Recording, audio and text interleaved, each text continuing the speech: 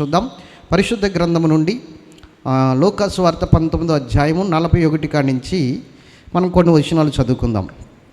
41 కాడి నుంచి 43 వరకు.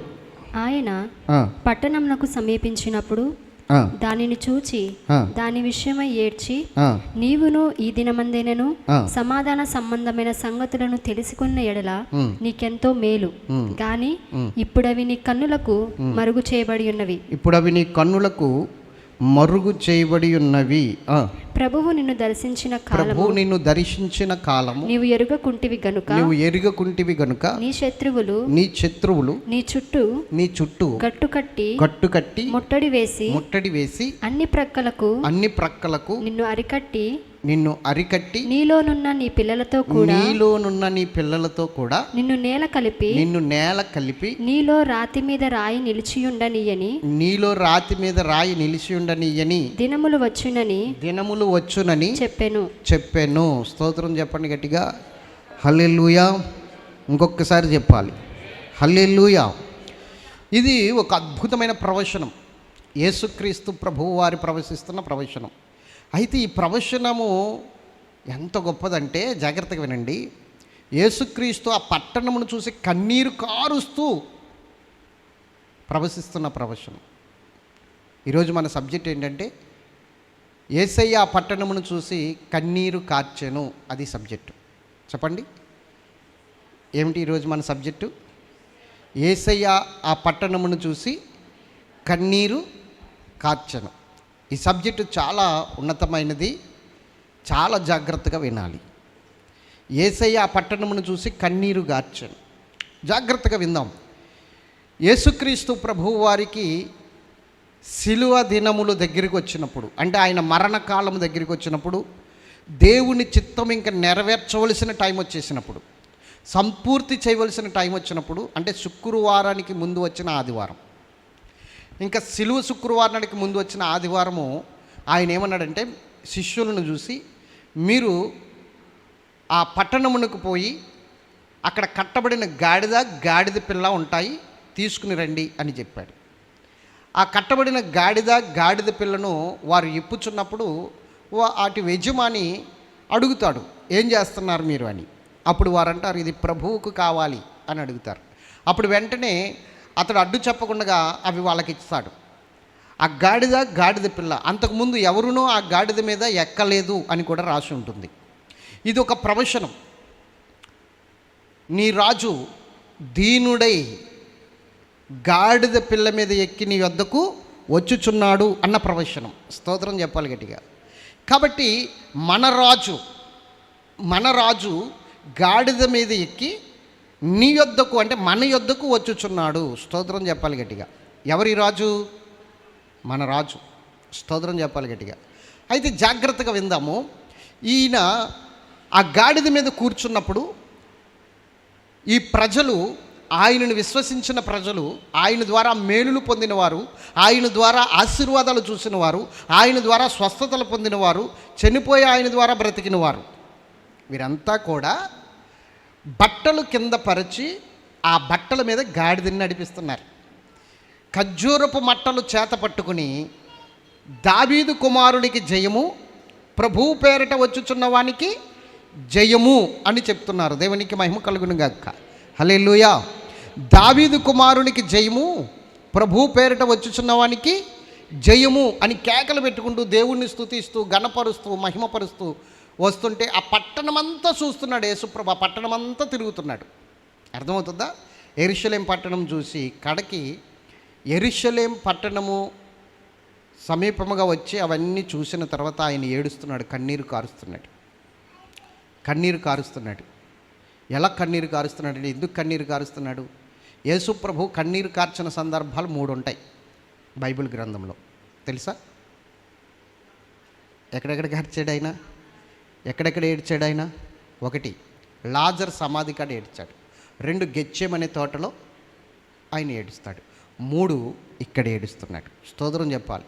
యేసు ప్రభు వారు ఏడ్చిన సందర్భాలు 3, కన్నీరు కార్చిన సందర్భాలు 3.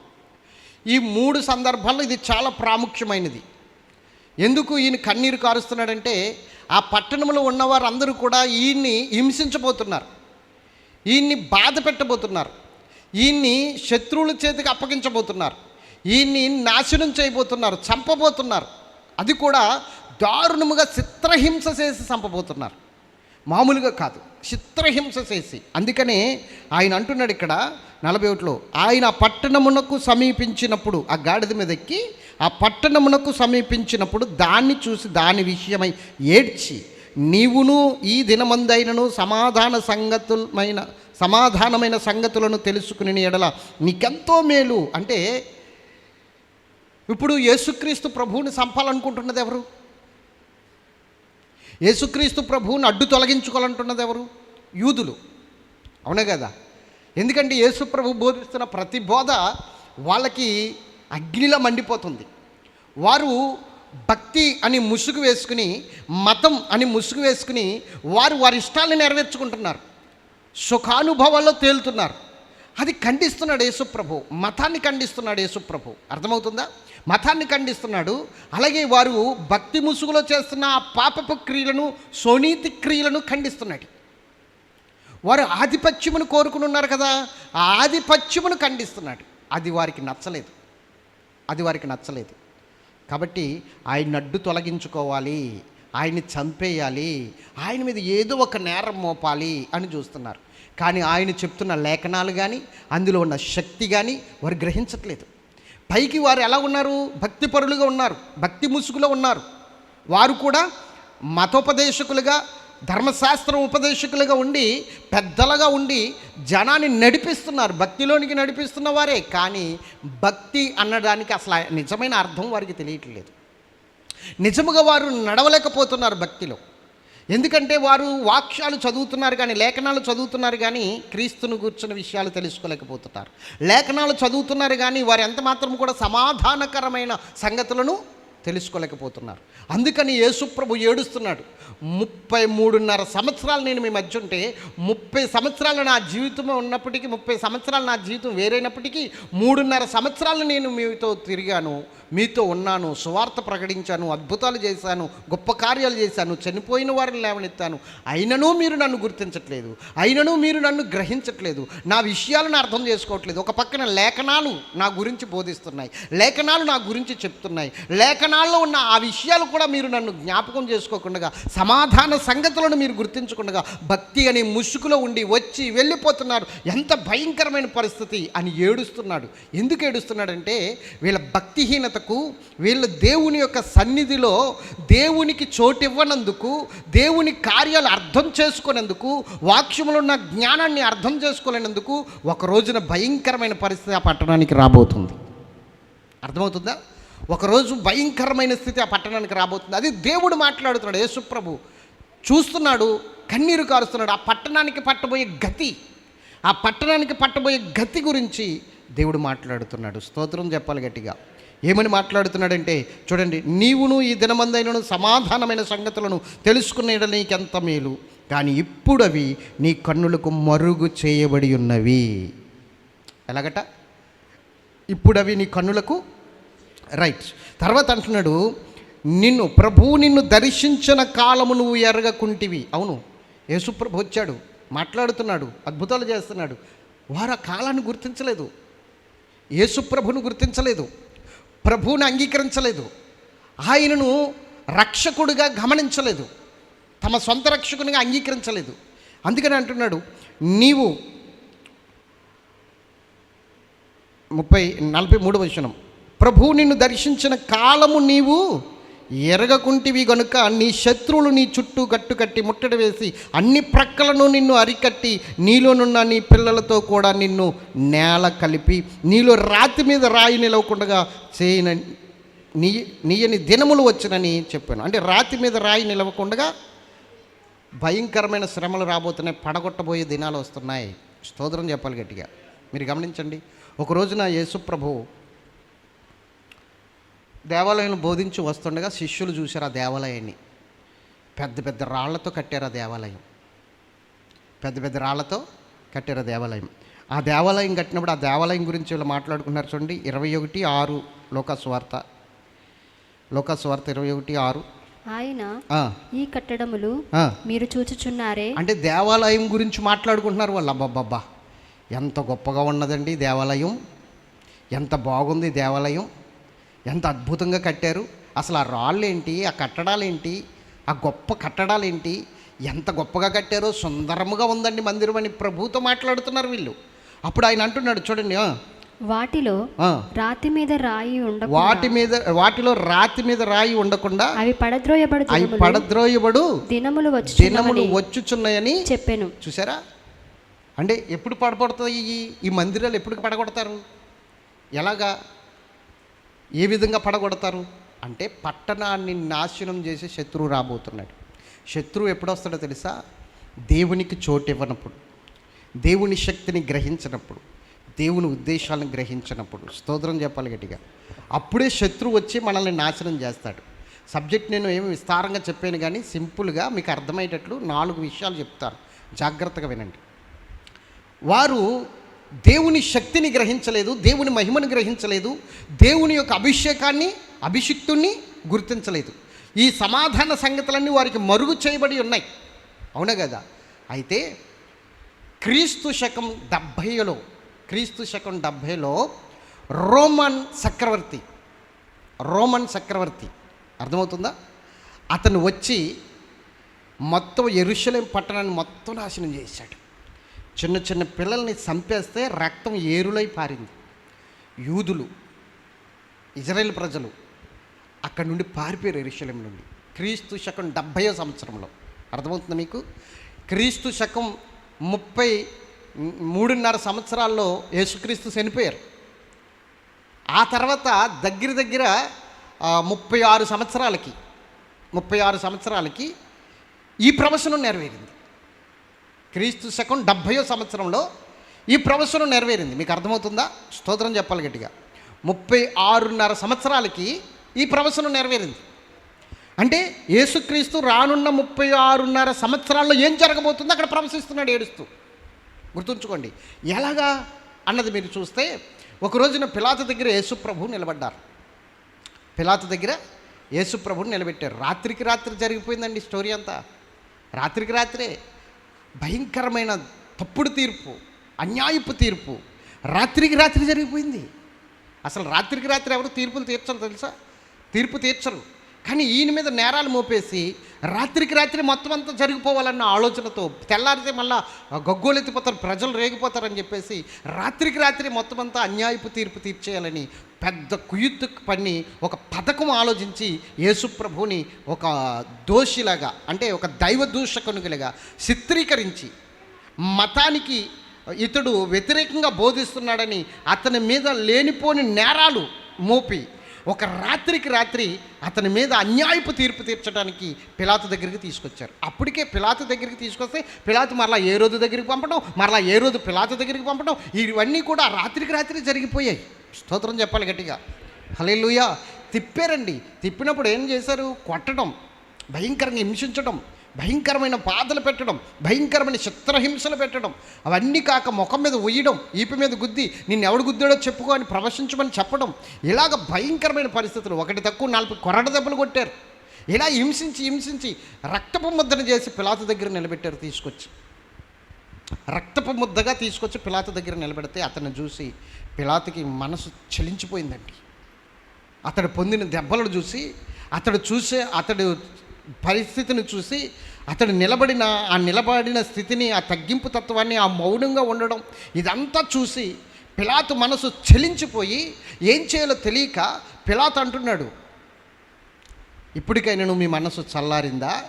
ఇప్పటికైనా మీరు అతని మీద కోపము చల్లార్చుకుంటారంటే, లేదు, అతన్ని సిలువ వేసి చంపాలని కేకలు పెట్టారు. దేవునికి మహిమ కలుగునుగా. సిలువ వేసి చంపాలని కేకలు పెడితే పిలాతు గిన్నెతో నీళ్లు తెప్పించుకుని చేతులు కడుక్కుని, ఈ పాపము నా మీద, నా పిల్లల మీద ఉండకుండునుగా కన్నాడు. అప్పుడు ఇజ్రాయేల్ ప్రజలు, యోధావారు ఏమన్నారు తెలుసా? అదేదో మా మీద, మా పిల్లల మీద ఉండనివ్వండి, ఆ పాపం ఏదో మా మీద, మా పిల్లల మీద ఉండనివ్వండి అని చెప్పారు. మరి వాళ్ళు కోరుకున్నది రక్తాపరాధం. ఒక నిర్దోషి రక్తాన్ని చిందింపజేసిన అపరాధం అది ఊరికే పోదు. ఎవరికైనా సరే యేసు ప్రభు రక్తమైనా, ఏ బేలు రక్తమైనా, మరి ఏ సేవకుడి రక్తమైనా సరే అది మొర్రపెట్టుతున్నది. స్తోత్రం చెప్పాలి గట్టిగా. హల్లెలూయా. ఆ రక్తాపరాధాన్ని దేవుడు తీర్పులోనికి తేకుండా ఉంచడు. అది యేసుక్రీస్తు రక్తాపరాధమైనా లేకపోతే సేవకుని రక్తమైన భూమి మీద చిందించబడిందా, ఖచ్చితంగా అది తీర్పులోనికి వస్తుంది. ఒక రోజున ఖచ్చితంగా తీర్పులోనికి వస్తుంది. అది ఎవరిదైనా సరే. దేవునికి మహిమ కలుగును గాక. ఈ మధ్య కాలంలోనే ఒక సహోదరుడు హతసాక్షిగా మారిపోయారు. కానీ సాక్ష్యాలు ఎలా చిత్రీకరిస్తే మనకెందుకు? మనం నమ్మింది ఆయన హతసాక్షి అయ్యాడంతే. దేవునికి మహిమ కలుగును గాక. ఖచ్చితంగా హతసాక్షి అయ్యాడు. దేవుడు అతని రక్తాన్ని బట్టి కూడా తీర్పులోనికి తీసుకొస్తాడు. ఖచ్చితంగా ఆయన రక్తాన్ని ఒలికించిన స్థితికి ఖచ్చితంగా తీర్పు అనేది ఒక రోజున ఉంది. తప్పించుకోలేరు, ఎవరు కూడా తప్పించుకోలేరు. కానీ యేసుక్రీస్తు ప్రభు వారి యొక్క రక్తాపరాధము ఇజ్రాయేల్ ప్రజలు, యోధావారు వారి కుటుంబం మీద వేసుకున్నారు, వారి మీద వేసుకున్నారు, వారి పిల్లల మీద వేసుకున్నారు. ఆ అపరాధం మీద మా మీద, మా పిల్లల మీద ఉన్నారు. ఇదంతా యేసు ప్రభుకు తెలుసు. ఇదంతా తెలిసే ఆ మట్లాదివారం రోజున ఆ గాడిద మీద కూర్చుని ఆయన ఏడుస్తూ ఉన్నాడు. చూసి ఈ పట్టణపు గతి చూసి రానున్న దినాల్లో 36.5 సంవత్సరాల తర్వాత యేసు ప్రభు చనిపోయిన తర్వాత 36.5 సంవత్సరాల తర్వాత రాబోతున్న స్థితి అంటే క్రీస్తు శకం 70లో జరిగింది. ఇది అక్షరాలా జరిగింది. అప్పుడే చెదిరిపోయారు యూదావారు, అందరూ చెదిరిపోయారు. అప్పుడే ఆ రోమన్ చక్రవర్తి గొప్ప సైన్యాన్ని పంపి ఓసకోత కోయించేసాడండి ప్రజలందరినీ కూడా. ఓసకోత, చిన్న పిల్లలు రక్తం ఏరులై పారిందట. అందుకని ఈ ప్రవచనం చూడండి, ఇక్కడ ఏమంటున్నాడు?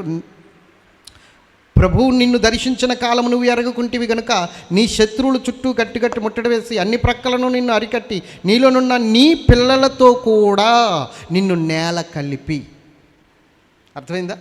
పిల్లలతో కూడా నేల కలిపి, చిన్న పిల్లలను కూడా చూడకుండా మొత్తము నాశనం చేస్తే రక్తము ఏరులై పారిందని చరిత్ర చెప్తుంది. ఎప్పుడు జరిగింది? క్రీస్తు శకం 70వ సంవత్సరంలో. మీరు ఒకసారి గూగుల్లో సెర్చ్ చేసి చూడండి, ఈ విషయాలన్నీ వస్తాయి. రోమన్ చక్రవర్తి క్రీస్తు శకం 70వ సంవత్సరంలో ఎంత యెరూషలేములో ఎంత విధ్వంసం సృష్టించాడో, ఎంత ఓసకోత కోయించాడో, ఎంత భయంకరమైన నాశనాన్ని తీసుకొచ్చాడో. మందిరాన్ని కూడా పడగొట్టేశాడు అక్కడ. అర్థమవుతుందా? ఎవరు? రోమన్ చక్రవర్తి మందిరాన్ని కూడా పడగొట్టేశాడు, నాశనం చేసేసాడు. అందుకే యేసుప్రభు అంటున్నాడు, ఈ రాతి మీద రాయి నిలబడకుండగా. స్తోత్రం చెప్పాలి గట్టిగా.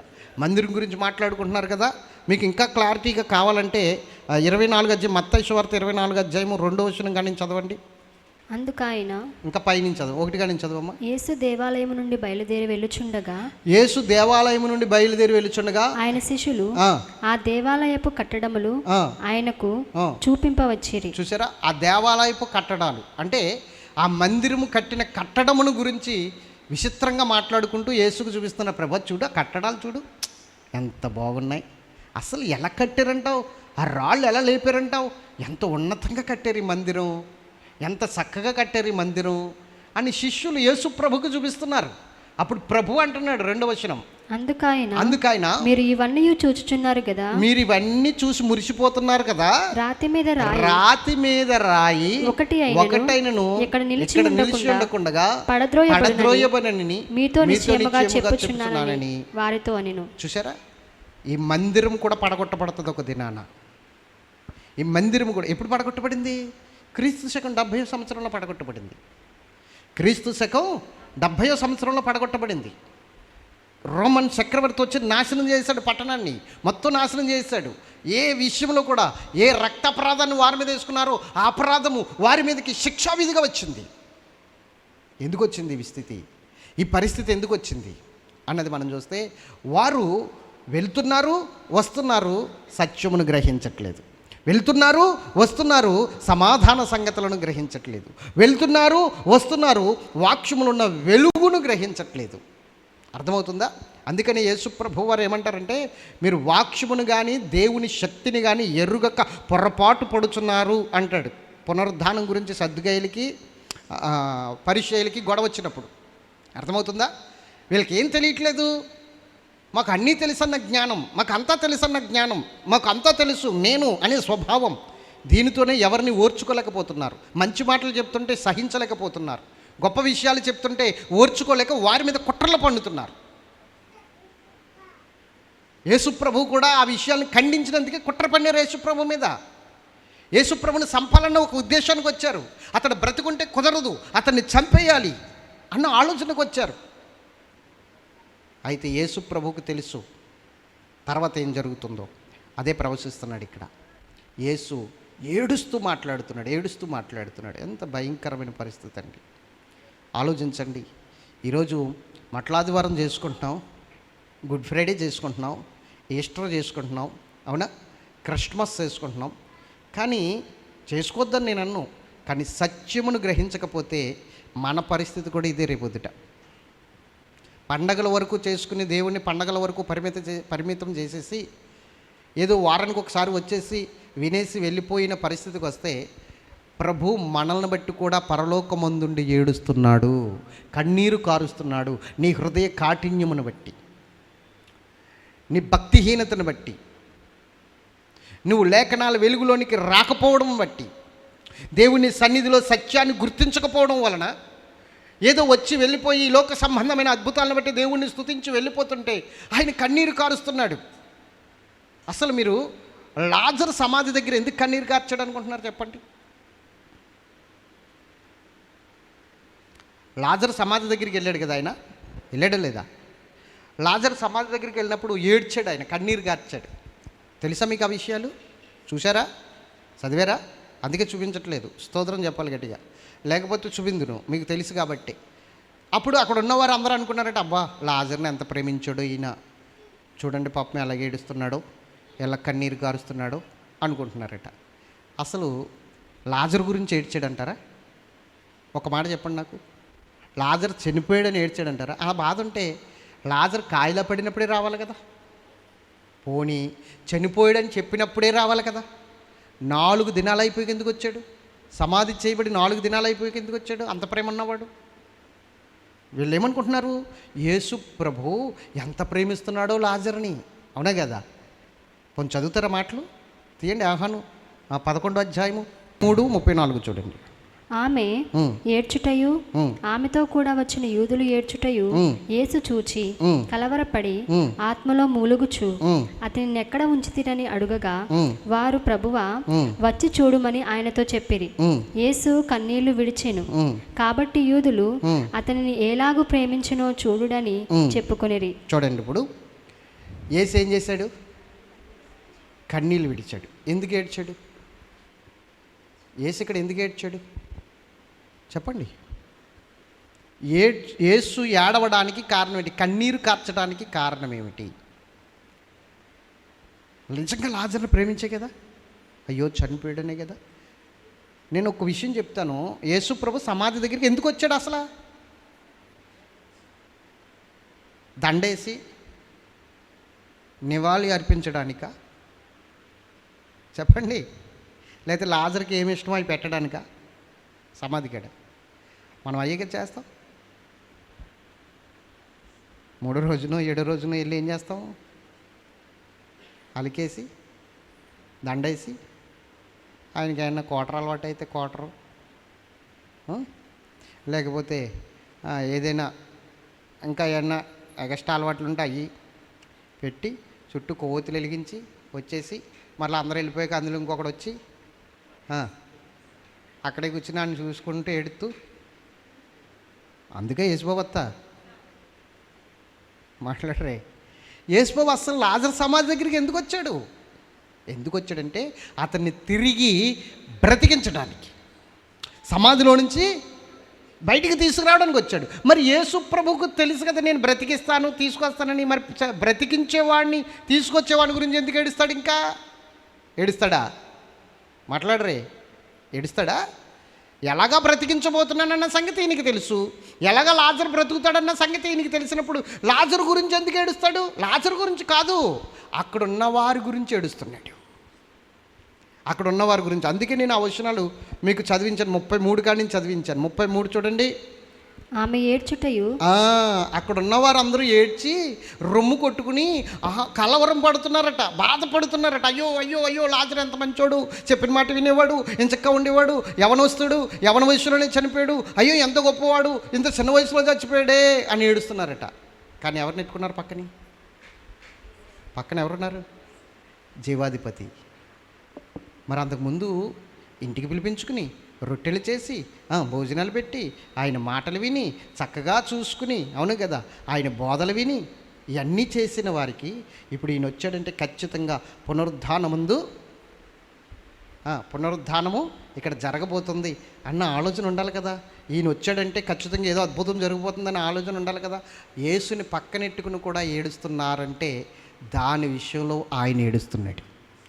ఏమి వింటున్నారు వీళ్ళు, ఏం చూస్తున్నారు, అసలు నా గురించి ఏమి అర్థం చేసుకున్నారు, నా పరిస్థితి ఎంతవరకు వీళ్ళకి అర్థమైంది, నేను ఎందుకు వచ్చాను అనుకుంటున్నారు. అందుకని యేసుప్రభు కూడా ఏమన్నాడు, పునరుద్ధానము జీవము నేనే అన్నాడు. ఆ మాటలు కూడా అర్థం చేసుకోకపోతే ఎలాగా, ఆ మాటలు కూడా గ్రహించకపోతే ఎలాగా? పునరుద్ధానము జీవము నేనే అన్నాడు. ఇన్ని మాటలు విని ప్రభు మనతో ఉన్నాడు, భయం ఏంటన్న ఆలోచన లేకుండా ఏడుస్తుంటే వారి యొక్క భక్తిహీనతను బట్టి, వారి అల్ప విశ్వాసాన్ని బట్టి, వారి అవివేకాన్ని బట్టి ఏడుస్తున్నాడు అక్కడ. అయ్యో ఇంకా ఎంతకాలం ఎంత అజ్ఞానంగా ఉంటారు వీళ్ళు, పక్కన నన్ను పెట్టుకుని కూడా ఏడుస్తున్నారు, చిచ్చి అని ఏడుస్తున్నాడు ఆయన. ఆయన ఏడ్చింది మన భక్తిహీనతను బట్టి కానీ ఇంకొక సందర్భాన్ని బట్టి కాదు. ఈరోజు నువ్వు భక్తిహీనంగా ఉంటే ఇంకా ఆయన కన్నీరు కారుస్తున్నాడు, ఇంకా ఏడుస్తున్నాడు. ఆయన పరిస్థితి ఎంత దారుణముగా మార్చేస్తున్నామో చూడండి. మనం యెరూషలేములో 33.5 సంవత్సరాలు ఆయన సంచరిస్తే ఆయన గుర్తించలేకపోయింది. యెరూషలేం పట్టణము ఆయన గురించి తెలుసుకోలేకపోయింది, అవునా కదా. ఇప్పటికీ యెరూషలేం పట్టణం ఆయన గురించి తెలుసుకోలేకపోయింది. అందుకని ఘోరమైన శిక్షకు 70వ సంవత్సరంలో గురైపోయింది. క్రీస్తు శకం 70వ సంవత్సరంలో రోమన్ సైన్యం వచ్చి మొత్తం నాశనం చేసి పాడేశాడండి. దేవునికి మహిమ కలుగును గాక. రోమన్ సైన్యం వచ్చి మొత్తం నాశనం చేసి పాడేశాడు. అయితే ఘోరమైన ఆ నేరస్తునికి చేసినట్లు యేసుప్రభుకు చేశారు కాబట్టి, ఘోరమైన నేరస్తునికి చేసినట్లుగా యేసుప్రభుకి చేశారు కాబట్టి, ఆయన నేరస్తుడా, ఆయన పాప, ఆయన దుర్మార్గుడా? ఆయనకి అలాగే చేశారు. మరి ఒక దుర్మార్గుడిని ఏ విధంగా అయితే నిలబెడతారో అలా నిలబెట్టారు. మొత్తం అంతా చిత్రీకరించేశారు. ఆయన గురించి సాక్ష్యాలు కూడా దొంగ సాక్ష్యాలు పెట్టేశారు. దొంగ సాక్ష్యాలు, ఆయన గురించి దొంగ సాక్ష్యాలు ఇద్దరిని తీసుకొచ్చి నిలబెట్టారు. అవునండి, ఇతడు ఆ దేవుని దూషించడం మేము చూసాం, ఇతడు ఇలా మాట్లాడడం మేము విన్నాం, అలాగ అన్నాడండి అని చెప్పేసి దొంగ సాక్ష్యాలు కూడా ఇద్దరిని సృష్టించారు. యేసుప్రభుని చంపడానికి సాక్ష్యాలు, దొంగ సాక్ష్యాలు ముందే సృష్టీకరించి అక్కడ పెట్టేసి యేసుప్రభుని చంపేశారు. ఈ మాటలు చెప్తుంటే మీకు మొన్న అది గుర్తుకొస్తుంది కదా. ఏది గుర్తుకొస్తుంది? ఏం చేశారు? అది ప్రవీణ్ పగడాలకి ఏం చేశారు? ఇప్పుడు దొంగ సాక్ష్యాలు సృష్టించేశారు కదా. అలాగే సేమ్ యేసుప్రభువుకి ఎలాగైతే చేశారో అలాగే ఆయనకి చేశారు. ఆయనకి ఎలాగైతే ఈ తరంలో ఉన్న మనకు తెలిసింది కాబట్టి అప్పుడు కూడా యేసుప్రభుకి అలాగే చేశారు. దొంగ సాక్ష్యాలు సృష్టించి ఆయన నేరస్తునిగా నిరూపించి చంపేశారు. కానీ ఇక్కడ చంపేశాక ఆయన త్రాగుబోతుని చేశారు. ఇక్కడ అర్థమవుతుందా? కానీ యేసుప్రభుని ముందే నేరస్తునిగా చిత్రీకరించి చంపారు. తేడా అది గుర్తుంచుకోండి. ఇక్కడ నేను చెప్పే విషయం ఒక్కటే, ప్రభువు దర్శించిన కాలం మనం ఎరగాలి. దేవుడు నిన్ను దర్శిస్తున్న కాలాన్ని నువ్వు గుర్తించాలి, ఆ పరిస్థితిని నువ్వు గుర్తించాలి. లేకపోతే శిక్షకు కారణమవుతుంది, అది భయంకరమైన పరిస్థితికి కారణమవుతుంది. ఆ స్థితి మనకు రాకుండును గాక, మన కన్నులు వెలిగించబడును గాక, సత్యమును తెలుసుకుందుము గాక. గుర్తుంచుకోండి, సత్యమును బట్టి నడవాలి. సత్యమును గుర్తుంచుకోండి. ముసుగులోనే కూర్చున్నామనుకోండి, ముసుగులోనే నడుస్తున్నామనుకోండి, ఆచారాల ముసుగులో, మతం ముసుగులో నడుస్తున్నామనుకోండి, సత్యాన్ని ఎప్పటికీ గుర్తించలేం. అర్థమవుతుందా? మతమును ప్రేమించకు. మతమును ప్రేమిస్తే దేవుణ్ణి ప్రేమించలేవు నువ్వు. మతము ఆచారాలతో కూడింది, దేవుడు సత్యమునకు సాక్షి అయి ఉన్నాడు. నువ్వు సత్యమును ప్రేమిస్తే దేవుణ్ణి ప్రేమించగలదు. అర్థమవుతుందా? సత్యానికి సాక్షిగా ఉంటే దేవునికి సాక్షిగా ఉన్నట్లే. మతమునకు కాదు, మతము ఆచారాలతో కూడింది. ఇలా చేస్తేనే, ఏ విధంగా ఉంటేనే, ఏ విధంగా నడిస్తేనే అని ఒక ఆచారం ఉందా, అది మతం. కాబట్టి మతానికి నువ్వు గురవకు, మతానికి నువ్వు లోనవ్వకు, మతానికి నువ్వు బానిసవ్వకు. మతాన్ని విడిచిపెట్టి మహిమలోనికి రా, సత్యములోనికి రా, సత్యం తెలుసుకో. దేవునికి మహిమ కలుగును గాక. ఇప్పుడు మనము క్రీస్తునే కదండి ఆరాధిస్తున్నాం. నేను మతంలో ఎక్కడున్నానంటే, క్రీస్తులో ఆరాధిస్తున్నప్పటికీ క్రీస్తు సంఘాల్లో కూడా కొన్ని ఆచారాలు ఉన్నాయి కదా, ఆచారాలు కూడా మతానికి సంబంధించినవి. అర్థమవుతుందా? ఆచారాలు కూడా ఏంటి? మతానికి సంబంధించినవి. ఆచారాలను కూడా నువ్వు పక్కన పెట్టాలి, ఆత్మతో ఆరాధించాలి. అందుకని పూర్ణ ఆత్మతో, పూర్ణ హృదయముతో, చెప్పండి, పూర్ణ ఆత్మతో అంటే దానికి అర్థం ఏంటి? ఇంకా పరిపూర్ణమైన హృదయముతో, పరిపూర్ణమైన ఆత్మతో నువ్వు దేవుణ్ణి ఆరాధించాలి. అందుకని ఏమన్నాడు తెలుసా? హృదయ శుద్ధి గలవారు ధన్యులు, వారు దేవుణ్ణి. అది నీకు హృదయ శుద్ధి కావాలి, శరీర ఆచారాలు కాదు నీకు కావాల్సింది, హృదయ శుద్ధి. బయట కూడా ఈ మాట ఉంది, అర్థమైందా? ఆత్మశుద్ధి లేని ఆచారమేలా అంటారు బయట. అవునే కదా, విన్నారు ఈ మాట ఎప్పుడైనా? ఆత్మశుద్ధి లేకపోతే ఆచారం ఎందుకండి? శరీర సంబంధమైన ఆచారాలు. ఆత్మశుద్ధి ఉండాలి, హృదయ శుద్ధి ఉండాలి, అప్పుడు నీవు సత్యానికి చోటిచ్చినట్లు. అర్థమవుతుందా? కాబట్టి ఈ ఆచారాలు పాటిస్తే నువ్వు మతంలో ఉన్నట్టే లెక్క. నువ్వు మతానికి చెందిన వ్యక్తివి కానీ సత్యానికి సంబంధించిన వ్యక్తివి కాదు. లేఖనాలు వెలుగులోనికి రావాలి మనం ఖచ్చితంగా. అప్పుడే మనము దేవుని సన్నిధిలో సమస్తమును చూడగలరు. దేవుడి మాటలు దీవించునుగాక. ఆమేన్.